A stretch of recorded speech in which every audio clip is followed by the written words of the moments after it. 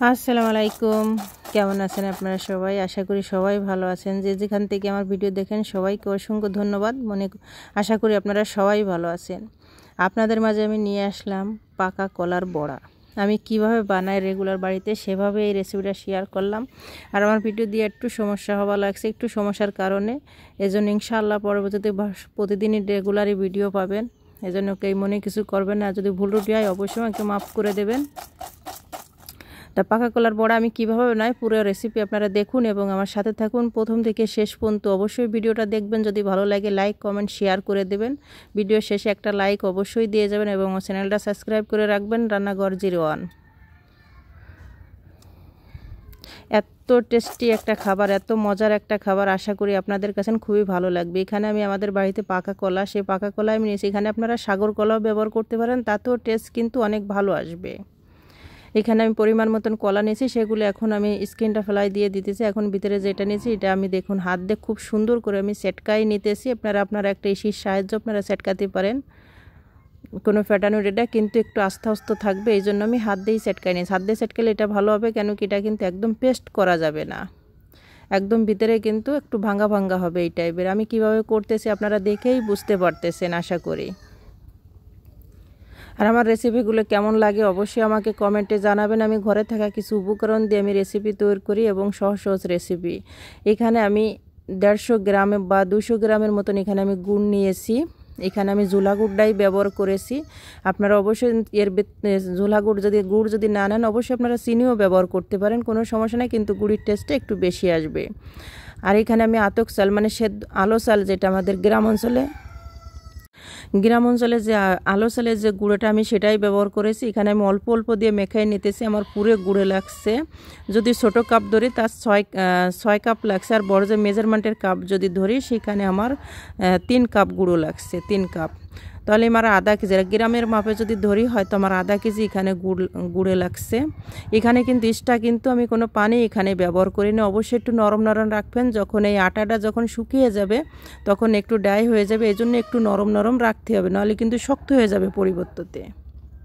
তা আপনারা সবাই দেখেই বুঝতে পারতেছেন যে আমি কিভাবে এই আটাটা মাখাই নিতেছি। এখানে কিন্তু কোনো আটা আমি ব্যবহার, আপনারা আটাতেও করতে পারেন, আটাটা একটু নরম হবে কিন্তু সেটাও খুব টেস্টি হবে। এজন্য আমি মাখাই আমি সাইডে 10 মিনিট রেস্টে রেখে দিয়েছি, যাতে যতটা মানে পানি টানার দরকার মানে রসটা সেটাই টেনে যাবে। যদি হয় তাহলে আপনারা সামান্য একটু ঝুলা গুড়ের রস আর একটু ব্যবহার করতে হবে, কিন্তু এক্সট্রা কোনো পানি এখানে ব্যবহার করা যাবে না। যতটা মানে গুড়ের রস এবং পাকা কলার রস যতটা ততটাই কিন্তু আমি ব্যবহার করেছি। এখন আমি পরিমাণ মতন তেল দিয়ে দিলাম কড়াইতে, চুলায় গরম করার জন্য। এখানে কিন্তু আমি 70% গরম করে নিয়েছি। দেখুন আমি কিভাবে বড়াগুলো ভেজে নিই। আর মাশাআল্লাহ যে এগুলো যে এত টেস্ট, আপনারা যদি একবার যদি বানান এই কলার বড়া তাহলে আপনারা বুঝবেন যে এটা কত টেস্টি আর কত সুস্বাদু একটা খাবার। আর এটা কিন্তু আমার বাড়ি কিন্তু সকলের একটা পছন্দ। যখনই আমাদের বাড়ি কলা কাটি গাছ থেকে তখনই কিন্তু আমি কলার বড়াগুলো করি। তাই ভাবলাম যে আপনাদের মাঝেও আমি শেয়ার করি, আপনারা হয়তো জেনে রাখবেন এটা নেই। এখানে কিন্তু আপনার ময়দা দেওয়া হবে, আটার দেওয়া হবে এবং চালের গুঁড়ো দেবে, সকলগুলো কিন্তু ওটা একটু সফট হয়, একটু উপরে ক্রিস্পি হবে। চালের গুঁড়োতে দিলে কী হবে, উপর থেকে ক্রিস্পি হবে, ভিতরে একদম সফট হবে। এজন্য আপনারা এখানে মিক্স করেও কিন্তু ব্যবহার করতে পারেন, চালের গুঁড়ো অর্ধেক এবং আটা অর্ধেক। আমি কিন্তু পুরোটাই চালের গুঁড়ো ব্যবহার করেছি। যাই হোক, এখন আমি উল্টে পাল্টে এখন নেড়ে নিতে এখন সুন্দর করে আমি ভেজে নিব বড়াগুলো। আপনাদের মনপছন্দ মতন আপনারা বড়া ভেজে নিতে পারেন। আপনারা দেখেই বুঝতে পারছেন যে আমি কিভাবে বানাই নিতেছি। আর আমার ভিডিওগুলো ছাড়তে একটু লেট হওয়া লাগছে, একটু সমস্যার কারণে, তাতে মনে কিছু করবেন না। অবশ্যই সবার কাছে আমি ক্ষমা দৃষ্টিতে চাই। সুন্দর একটা কালার আসা পর্যন্ত অবশ্যই আপনি ভেজে নেবেন, আর দেখবেন এটা দেওয়ার পর কিন্তু ফুলে উঠবে। আর এর ভিতরে কিন্তু একদম কলার একটা, যখন আমি ভাজতেছিলাম তখন মাশাআল্লাহ খুব সুন্দর কলার একটা ঘ্রাণ বের হয়েছে। হয়তো আপনারা মনে করতে পারেন যে এটা কলা, তাহলে আপনারা এখানে সাগর কলা দিয়েও কিন্তু এই পিঠেটা তৈরি করতে পারেন। বড়া বা পিঠে, আমি পিঠেই বলি কিন্তু বড়াও বলে, এজন্য আমি বড়াই বলি।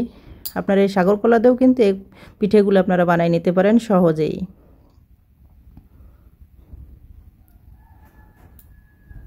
আমার এটা দেখেন ভাজা হয়ে গেছে, সুন্দর একটা কালার চলে আসছে। এখন আমি তুলে নেব এটা। অবশ্যই তেলটা একটু করে নেবেন, জেগে নেবেন, যাতে এটা কিন্তু বেশি তেল কেন কিন্তু টানবে না। আমি এক এক করে এখন সবগুলো আমি তুলে নিতেছি। মাশাআল্লাহ খুব সুন্দর একটা কালার আসছে, আপনারা দেখেই বুঝতে পারছেন আমি কিভাবে ভেজে নিলাম। আপনাদের সুবিধার জন্য আমি আরেক ফিরে আপনাদের দেখাই দিতেছি। এটা কিন্তু একদম খুব সুন্দর একটা ব্যাটার হয়েছে, খুব সুন্দর, নরমও হয় নাই এবং শক্তও হয় নাই, একদম পারফেক্ট একটা ডো হয়েছে, পারফেক্ট। যতটা নরম ছিল কিন্তু 10 মিনিট রেস্টে রাখা দেওয়ার পর কিন্তু এটা আরও বেশি একটু শক্ত হয়ে গেছে। এরমই কিন্তু একটা ব্যাটারের আমাদের প্রয়োজন এই বড়া করতে গেলে বা এই পিঠেগুলো করতে গেলে এরমই প্রয়োজন। দেখুন আপনাদের সুবিধার জন্য কিন্তু আমি দেখাই দিলাম যে কেমন হয়েছে।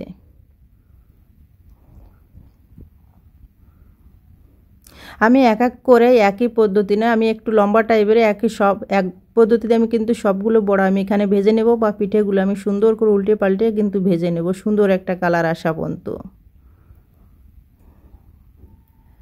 যদি আমার ভিডিও যদি ভালো লাগে অবশ্যই আমার চ্যানেলটা সাবস্ক্রাইব করে রাখবেন। আপনাদের জন্য আমি একটা কষ্ট করে একটা ভিডিও বানাই যে আপনাদের ভালো লাগবে বিদায়ের জন্য। আর আমি কিন্তু হাতের কাছে জিনিসগুলো থাকা দিয়েই কিন্তু আমি একটা রেসিপি তৈরি করি। কোনো বড় বড় কোনো রেসিপি আমি দেই না, কোনো বা কঠিন কঠিন কোনো রেসিপি আমি দেই না। চেষ্টা করি সবসময় সহজ সহজ রেসিপি দেওয়ার জন্য আপনাদের মাঝে।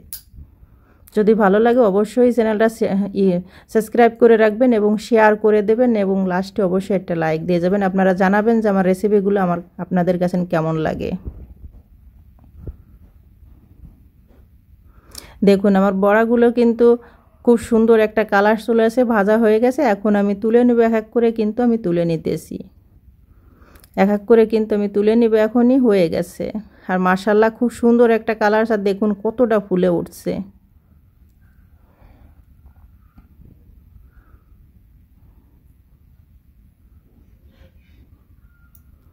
আমি আরেক ফিরে আপনাদের দেখাই দিতেছি, কিন্তু একটাও কিন্তু লেগে যাচ্ছে না। এটা যদি ডোটা যদি পারফেক্ট হয় আপনার পিঠেগুলো কিন্তু অনেক পারফেক্ট হবে।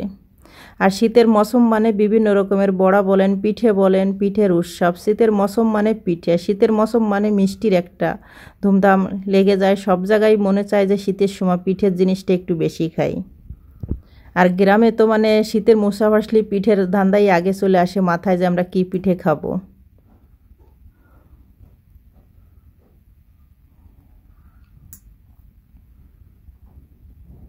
এখন আমার এটাও হয়ে গেছে, এখন আমি তুলে নিতেছি। অবশ্যই তেলটা ঝরিয়ে নেবেন বা একটা টিস্যু পেপার দিয়ে তেলটা ঝরিয়ে নেবেন, যাতে এর স্কিনে কোনো তেল যাতে না থাকে।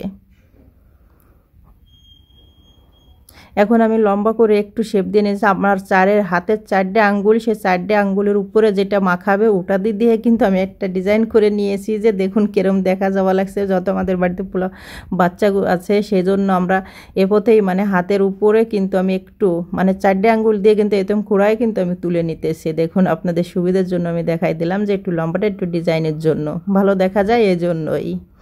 আপনারা একই পদ্ধতি ভেজে নিতে পারেন।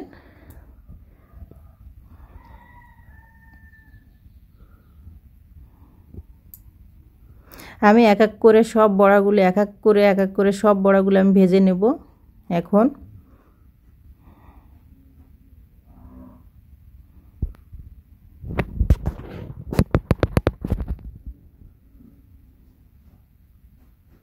মাশাআল্লাহ, আর খাইলে এত যে টেস্ট হয়েছিল, মাশাআল্লাহ মাশাআল্লাহ। পুরো একটা ফ্লেভার, একটা কলার একটা ফ্লেভার পেয়েছিলাম। আমি কিন্তু এখানে অন্য কোনো কিছু ব্যবহার করি নাই, পুরো একটা কলা দিয়ে কিন্তু আমি এই পিঠেটা বানিয়েছি।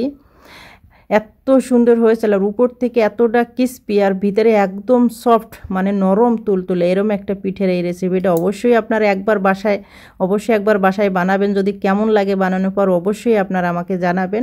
আশা করি আপনাদের কাছে একবার বানাইলে আপনারা রেগুলারই বানানোর মন চাইবে, যে আমরা এই পিঠেটা বানাই খাই, এই বড়াটা বানাই খাই, যেটা বলে।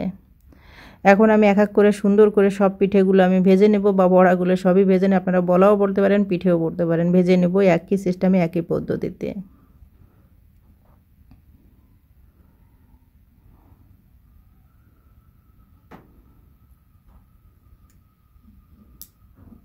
আমার এগুলো ভাজা হয়ে গেছে। এখন আর 2-3 সেকেন্ডের জন্য আমি এখন তুলে নেব। দেখুন মাশাআল্লাহ খুব সুন্দর একটা কালার আছে। আমার সমস্ত বড়া ভাজা হয়ে গেছে।